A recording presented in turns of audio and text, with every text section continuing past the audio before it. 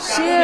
कांदिकी phone करुचे नाना शीघ्र आसे सीतु को किए नहीं जाइछि अरे स्कूल जाइथिला नेला किए ना बाटर किए उठै नहीं जाइछि जणे 9 वर्षर शिशु को अपहरण करिनबा तांको मुंडरे बंदूक लगेई तांको मां को कॉल करिबा फिरौती मागिबा ये राजधानी रे चांचल्य खेलैछि एवं राजधानी रे एभली स्थिति को नेकी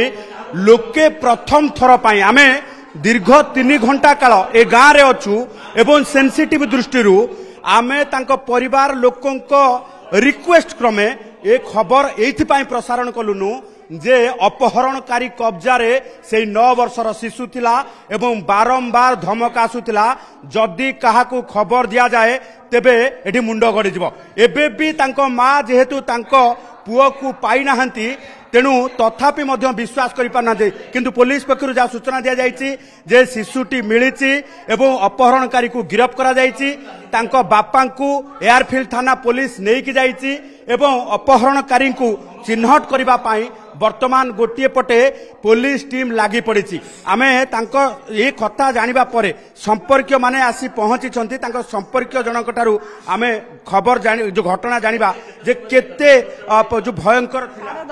10:30 पिला स्कूल रो छुट्टी करथले सकाळ 6:30 को 10:30 निखो थिला 10:00 सब दिन फेरे अच्छा कोन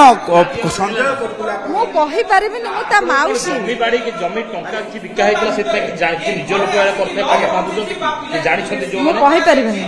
नै आपण माने एई समय भितर आमे देखुतलु आपण कांद बोबाळी पड़ी जायतिला कोन आपण मन भितर चलतिला आम मन रे रहबो ना जेहेतु आम पिल्लाटा गोटा निखोज हेछि आम मन रे तो विभिन्न प्रकार भय आसीबो ना आमे डरी के कांदु छ आ करिबु कोन बटन पिल्ला मिली गला वर्तमान पिल्ला मिली गला पिल्ला तो आमे देखिनु पुलिस किछि कहिलानी आपन को ना बापा को नै आपन कोन लागु जे निज लोक किए करथे सेडा ता बापा मां कहिबे मु कहि पारि बापा कोन करत आज्ञा ता बापू गाई रखी के खीर व्यापार करत 5 कोटी टका डिमांड करथले हैथिबो मु जानि मु आके जानिने मु त एबे से पहुंचु छी मु ता माउसी आपण जदि देखिबा जे आपण माउछु कोन खबर सुनि के आसिले सी कांदिकी फोन करुचे नाना शीघ्र आसे सीतु को किए नहीं जाइछि अरे स्कूल जाइथिला नेला किए ना बाटर किए उठै नहीं जाइछि सीतु को किए नहीं जाइछि जते बेले आपण सुनिले आपण आश्चर्य हो गेलेनी आउ आश्चर्य तो सुनिश्चित 8 वर्षर 9 वर्षर छुआ अपहरण करी नै जिबे ता पुनी टंका मागिबे आपण ये 5 गां रे केबे देखिथिले आगर ना ना ना हम केबे सुनिनु एई बेलिया कथा सुनिनु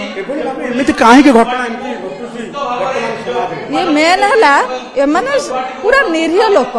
पूरा साधारण नॉर्मल लोक तांको प्रति उडा ए बेलिया केस हबो बोली हम केबे भाबी नथिलु वर्तमान कांद बोबाळी सहित किछ पूजा अर्चना हम भी देखुथलु मां तारिणी मां अछंती मु मां तारिणी मां को डाकी के आसीतली मो डाकिले बोले मां मो पिल्ला मिली गेले मो गुआ नडिया देबी तते मु कहि के आसीछ हां मां पिल्ला सुनिले मां अछंती डाक शुणी छंती एवं वर्तमान 9 वर्षर शिशु को जो माने अपहरण करथिले पुलिस सेमानकु 3 घंटा भितरे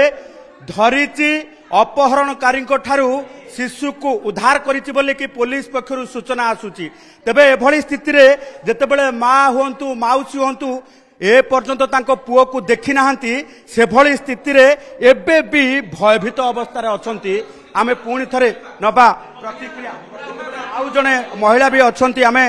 एठी कारण गां ठारू आरंभ करिकि गां गंडा ठारू आरंभ करिकि एमे सबु परिवार परिजन ठारू आरंभ करिकि बंधु वर्ग समस्ते आसिकी पहुंची छंती खबर सुनिके आपण कोठो आछंती ता माउसी को खबर सुनिके भौणी फोन करला जे नाना मो पुआ को किए नहीं जाइछि उठाई के नहीं जाइछि मुल केमिति ना स्कूल जाउथला स्कूल रु झियो पुआ को नहीं जाइछि आ गोटे पिला हमर गाड़ी लाको ताको पिस्तौल देखै के उठाई के नहीं गला एति आ हम टिके जानिबो जे जेते ता मां कोन कहिला जे ता मां को नै मां आपन खबर देला सितु को उठै नै जाइछंती को माने उठै नै जाइछंती कोन कहउछंती से माने नहीं सेमिति किछि कहलेनी कहले कि स्कूल रु आसुथिला किए नहीं गला हम कहले किए से ना सेमिति हमें जानिनु जे किए नहीं छी तापर तार जो परिस्थिति से फोन रे मते विशेष किछि कहि पाला नाही खाली खबर सुनला को पाद तळु माटी निश्चित निश्चित ଯେହେତୁ ମୋ ମାଉସୀ ନା ସେଠୁ ମୁଁ ପଳେଇ ଆସିଲି ଆଉ କଣ।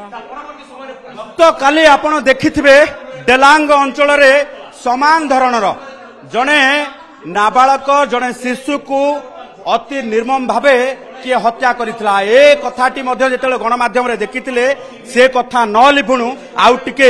ଏଭଳି ଘଟଣାକୁ ନେଇକି ଆହୁରି ସ୍ପର୍ଶକାତରତା ହେଇଥିଲା। ପୋଲିସ ଅତି ସନ୍ତର୍ପଣ ସହକାରେ ପୋଲିସ ଅତି ଚାଲାକ ଏବଂ ପୁରା ଟେକ୍ନିକାଲି ହ୍ୟାଣ୍ଡେଲ କରିଥିଲା ଏବଂ ଗଣମାଧ୍ୟମକୁ ମଧ୍ୟ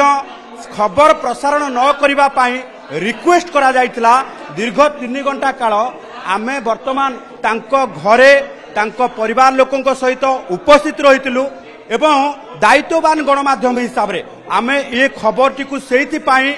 ନା ବ୍ରେକିଂ ଧାଡ଼ିରେ ନେଇଥିଲୁ ନା ଖବର ପ୍ରସାରଣ କରିଥିଲୁ ଏଇଥିପାଇଁ ଯେ ଶିଶୁ ଉଦ୍ଧାର କରିବା ପାଇଁ ସବୁ ପ୍ରକାର ଲାଗି ପଡ଼ିଥିଲେ। ଆମେ ଦେଖିବା ଯେ ନିଶ୍ଚିତ ଭାବେ ସମସ୍ତଙ୍କ ବର୍ତ୍ତମାନ ସୁଦ୍ଧା ବି ମନ ଖରାପ ଅଛି ଏଇଥିପାଇଁ ଯେ ବର୍ତ୍ତମାନ ସେମାନେ ପିଲାକୁ ଦେଖି ନାହାନ୍ତି ଏବଂ ଯେହେତୁ ପିଲା ତାଙ୍କୁ ମିଳିନାହିଁ ସେଭଳି ସ୍ଥିତିରେ ବର୍ତ୍ତମାନ ଖୋଜୁଛନ୍ତି ଯେ ତାଙ୍କର ସେଇ 9 ବର୍ଷର ଶିଶୁ ଘରକୁ ଫେରୁ ଏବଂ 9 ବର୍ଷର ଶିଶୁ ଅପହରଣ କାହିଁକି ହେଇଥିଲା, କିଏ ଅପହରଣ କରିଥିଲା, ଅପହରଣ ପଛର ଇଏ ଖଳନାୟକ ମାନେ କିଏ, ସବୁ କଥା ଜାଣିବା ପାଇଁ ବର୍ତ୍ତମାନ ସ୍ଥିତିରେ ଇଏ ଯଦି ଦେଖିବା ଓକେ ନିଶ୍ଚିତ ଭାବେ ଏବେ ବି ଯେହେତୁ ପିଲା ଆସିନାହାନ୍ତି ତେଣୁ ତାକୁ ନେଇକି ସମସ୍ତେ ବର୍ତ୍ତମାନ ବି ଚିନ୍ତିତ କିନ୍ତୁ ପୁଲିସର ସୂଚନା ମିଳି ସାରିଛି ଏବଂ ଏବେ ବି ଯେହେତୁ ପିଲାକୁ ଦେଖି ନାହାନ୍ତି ସମସ୍ତେ ଆସିକି ରୁଣ୍ଡ ହେଇଛନ୍ତି କାରଣ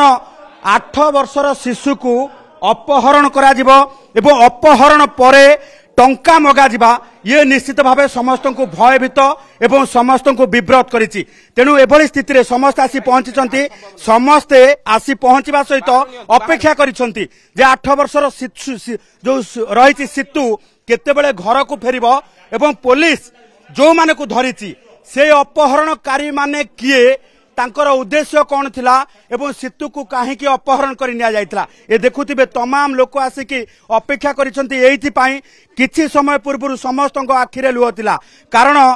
ଇଏ ଘଟଣା ସମସ୍ତଙ୍କୁ ଚକିତ କରିଛି। ଗାଁରେ ଗୋଟିଏ ଶିଶୁ ଯେତେବେଳେ ସ୍କୁଲ ଯାଇଥିଲା ସ୍କୁଲରୁ ଫେରିବା ବାଟରେ ଯଦି କିଏ ଅପହରଣ କରି ନେଉଛି ତେବେ ନିଶ୍ଚିତ ଭାବେ ଇଏ ଚିନ୍ତାଜନକ, ଇଏ ବର୍ତ୍ତମାନ ସ୍ଥିତିରେ ଭୟାନକ ସ୍ଥିତି। ଆମେ କିଛି ପ୍ରତିକ୍ରିୟା ନେବା। ଆପଣ କ'ଣ ଶୁଣିକି ଆସିଥିଲେ ମାଉସୀ? କ'ଣ ଶୁଣିକି ଆସିବୁ ଏଇ ତ ଆଉ କ'ଣ